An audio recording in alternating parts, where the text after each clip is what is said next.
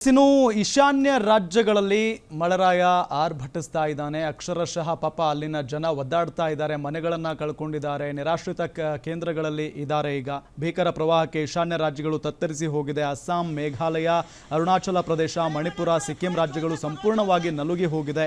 ಜನರ ಪರಿಸ್ಥಿತಿ ಅಂತೂ ಹೇಳತಿರದ್ದು. ರಸ್ತೆಗಳು, ಕಾಲುವೆ, ಸೇತುವೆಗಳು ಕೊಚ್ಚಿ ಹೋಗಿದೆ. ಭಾರೀ ಮಳೆಯ ಅಬ್ಬರಕ್ಕೆ ಗುಡ್ಡಗಳು ಕುಸಿದು ಬೀಳ್ತಾ ಇವೆ. ಅದೆಷ್ಟೋ ಮರಗಳು ಧರೆಗುರುಳಿದೆ.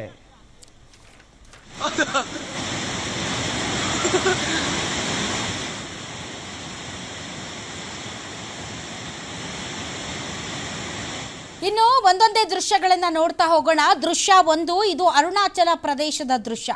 ಸೇತುವೆ ಮೇಲೆ ಯುವಕ ಹಗ್ಗ ಹಿಡಿದು ದಾಟ್ತಾ ಇರೋದು ನೋಡಿದ್ರೆ ಒಂಥರ ಮೈ ಜುಮ್ ಎನಿಸುತ್ತೆ. ಯಾಕೆ ಅಂತಂದರೆ ನೀರಿನ ಪ್ರವಾಹ ಎಷ್ಟು ರಭಸದಿಂದ ಮುನ್ನುಗ್ಗುತ್ತಾ ಇದೆ. ಆದರೆ ಆ ಒಂದು ಹಗ್ಗದ ಮೇಲೆ ಆತ ಜೋತಾಡ್ತಾ ಇರುವ ಅಥವಾ ಯಾವಾಗ ಕಾಲು ಜಾರಿ ಆ ಪ್ರವಾಹಕ್ಕೆ ಕೊಚ್ಚಿ ಹೋಗ್ತಾನೋ ಭಯಂಕರವಾದಂತಹ ದೃಶ್ಯ ಇದು. ಚೀನಾ ಗಡಿಯಲ್ಲಿರುವ ಆಂಜ್ವಾ ಜಿಲ್ಲೆಯಲ್ಲಿರುವ ಹಳ್ಳಿಯೊಂದರ ಸೇತುವೆ ದಾಟ್ತಾ ಇರುವಂತಹ ಈ ಯುವಕನ ವಿಡಿಯೋ ಈಗ ವೈರಲ್ ಆಗ್ತಾ ಇದೆ. ಅರುಣಾಚಲ ಪ್ರದೇಶದ ಸಂಸದ ಕಿರಣ್ ರಿಜಿಜು ಈ ವಿಡಿಯೋವನ್ನು ಹಂಚಿಕೊಂಡಿದ್ದಾರೆ. ಸರ್ಕಾರ ಜನರನ್ನ ರಕ್ಷಣೆ ಮಾಡ್ತಾ ಇದೆ, ಯಾರೂ ಕೂಡ ಇಂತಹ ದುಸ್ಸಾಹಸವನ್ನ ಮಾಡಬೇಡಿ ಅಂತ ಸರ್ಕಾರ ಹೇಳ್ತಾ ಇದೆ. ಇನ್ನು ಅಸ್ಸಾಂನ ದೃಶ್ಯ ಹೆಂಗಿದೆ? ದೃಶ್ಯ ಎರಡು. ಅಸ್ಸಾಂನಲ್ಲೂ ಕೂಡ ಸಿಕ್ಕಾಪಟ್ಟೆ ಮಳೆ ಆಗ್ತಾ ಇದೆ. ಜನಜೀವನ ಸಂಪೂರ್ಣವಾಗಿ ಅಸ್ತವ್ಯಸ್ತಗೊಂಡಿದೆ. ಗುವಾಹಟಿ ಜಿಲ್ಲೆಯ ರೋಂಗನಡಿ ಅಣೆಕಟ್ಟಿನಿಂದ ನೀರು ರಿಲೀಸ್ ಆಗಿದೆ. ರೋಂಗನಡಿ ನದಿ ಉಕ್ಕಿ ಹರಿತಾ ಇದೆ. ಸುತ್ತಮುತ್ತಲಿನ ಪ್ರದೇಶಗಳಿಗೆ ನೀರಿನ ಹರಿವು ಹೆಚ್ಚಾಗಿರೋದ್ರಿಂದ ಲಖಿಂಪುರ್ ಜಿಲ್ಲೆಯ 230ಕ್ಕೂ ಹೆಚ್ಚು ಗ್ರಾಮಗಳು ಮುಳುಗಡೆ ಆಗಿದ್ದಾವೆ. ಜನರನ್ನ ಸ್ಥಳಾಂತರಿಸಲಾಗಿದೆ. ಈಗ ಇನ್ನು ದೃಶ್ಯ ಮೂರು ಅಸ್ಸಾಂನ ಸಿರ್ಬೂರ್ ಜಿಲ್ಲೆಯಲ್ಲಿ ಆಗ್ತಾ ಇರುವಂತಹ ಮಳೆಯ ಅವಾಂತರದ ದೃಶ್ಯ. ರಸ್ತೆಗಳು ಸಂಪೂರ್ಣ ಜಲಾವೃತವಾಗಿದೆ. ಮನೆಗಳಿಗೆ ನೀರು ನುಗ್ಗಿ ವಸ್ತುಗಳೆಲ್ಲ ಚೆಲ್ಲಾಪಿಲ್ಲಿಯಾಗಿವೆ. ರಸ್ತೆಗಳು ನದಿಗಳಂತಾಗಿವೆ. ಇನ್ನು ದೃಶ್ಯ ನಂಬರ್ 4, ಸಿಕ್ಕಿಂನಲ್ಲೂ ಕೂಡ ಮಳೆಯ ಅಬ್ಬರ ಜೋರಾಗಿದೆ. ಮಳೆಯ ರೌದ್ರ ನರ್ತನಕ್ಕೆ ರಸ್ತೆಗಳು, ಸೇತುವೆಗಳು ಸಂಪೂರ್ಣವಾಗಿ ಜಲಾವೃತ ಆಗಿದ್ದಾವೆ. ತೀಸ್ತಾ ನದಿಯಲ್ಲಿ ನೀರಿನ ಮಟ್ಟ ಹೆಚ್ಚಾದ ಹಿನ್ನೆಲೆ ಹಲವು ಗ್ರಾಮಗಳು ಮುಳುಗಿ ಹೋಗಿದೆ. ಕೊಚ್ಚಿ ಹೋದ 8 ಜನರಿಗಾಗಿ ಶೋಧ ಕಾರ್ಯ ಮುಂದುವರೆದಿದೆ. ಈಗ ಇನ್ನು ದೃಶ್ಯ 5, ಇದು ಸಿಕ್ಕಿಂನ ಚಾಟೆನ್ನಲ್ಲಿರುವ ಸೇನಾ ಶಿಬಿರದಲ್ಲಿ ಭಾರೀ ಮಳೆಯಿಂದಾಗಿ ಭೂಕುಸಿತದಲ್ಲಿ 3 ಯೋಧರು ಸಾವನ್ನಪ್ಪಿದ್ದಾರೆ. 9 ಭದ್ರತಾ ಸಿಬ್ಬಂದಿ ಕಾಣೆಯಾಗಿದ್ದಾರೆ. ಲಾಚೆನ್ ನದಿಯಲ್ಲಿ ನೀರಿನ ಮಟ್ಟ ಹೆಚ್ಚಾದ ನಂತರ ಚಾಟೆನ್ನಲ್ಲಿರುವ ಸೇನಾ ಶಿಬಿರದಲ್ಲಿ ಭೂಕುಸಿತ ಉಂಟಾಯಿತು.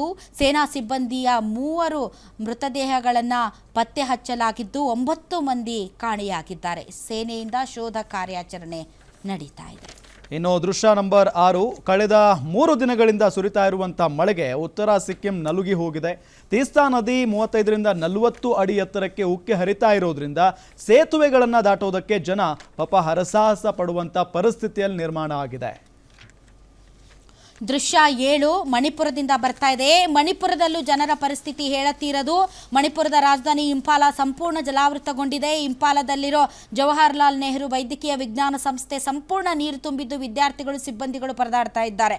ವೈದ್ಯಕೀಯ ಸಲಕರಣೆಗಳು, ಮೆಡಿಕಲ್ ಕಿಟ್ಗಳು ನೀರಿನಲ್ಲಿ ತೇಲ್ತಾ ಇದೆ. ವಿದ್ಯಾರ್ಥಿ ಮತ್ತು ಸಿಬ್ಬಂದಿಯನ್ನ SDRF ಮತ್ತು NDRF ಹಾಗೂ ಭಾರತೀಯ ಸೈನಿಕರು ರಕ್ಷಣೆ ಮಾಡಿದ್ದಾರೆ. ಇನ್ನು ದೃಶ್ಯ ನಂಬರ್ 8, ಮಿಜೋರಾಂನಲ್ಲಿ ಕಳೆದ 3-4 ದಿನಗಳಿಂದ ಭಾರಿ ಮಳೆ ಆಗ್ತಾ ಇದೆ. ಪ್ರವಾಹದ ಆರ್ಭಟ ಜೋರಾಗಿದೆ. ದಿನ್ತಾರ್ ಪ್ರದೇಶದಲ್ಲಿ ಭಾರಿ ಮಳೆಯಿಂದ ಗುಡ್ಡ ಕುಸಿದು ಮರಗಳು ಧರೆಗೆ ಉರುಳಿರುವಂತಹ ದೃಶ್ಯಗಳು. ಮಿಜೋರಾಂನಲ್ಲಿ ಭೂ ಕುಸಿತ ಹಿನ್ನೆಲೆ ವ್ಯಾಪಕ ಹಾನಿಯಾಗಿದೆ. ಗುಡ್ಡಗಾಡು ಪ್ರದೇಶದಲ್ಲಿ ವಾಸಿಸುವ ಜನರನ್ನ ಸ್ಥಳಾಂತರ ಮಾಡಲಾಗಿದೆ.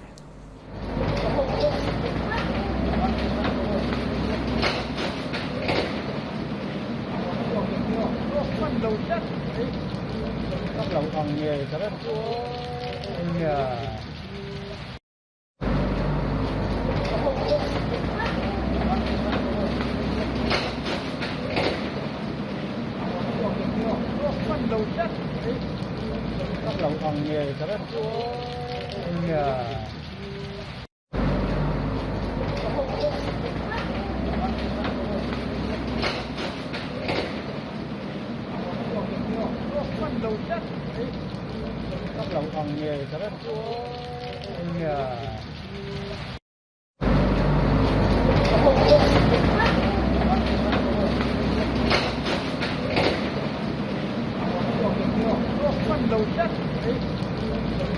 nghề cho đó.